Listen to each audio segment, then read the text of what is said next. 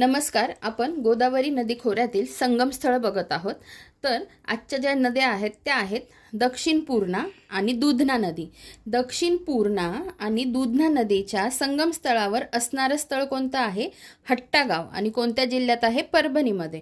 तर दक्षिण पूर्णा आणि दुधना नदी यांच्या संगमावर असणारं स्थळ आहे हट्टागाव, जे कोणत्या जिल्ह्यात आहे? परभणी जिल्ह्यात आहे.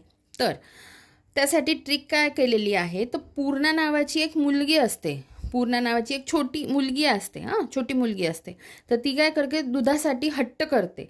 दुधासाठी खूप हट्ट करते. आता इथे खूपसाठी मी वेगळा शब्द वापरला आहे, तो फक्त लक्षात घ्या. तर मी ट्रिक काय बनवली आहे?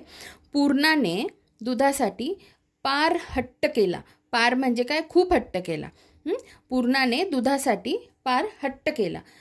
पूर्णावरून दक्षिण पूर्णा नदी, दुधासाठी वरून दुधना नदी, पारवरून परभणी हा जिल्हा लक्षात ठेवायचा.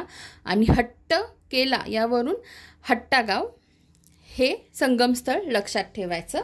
धन्यवाद.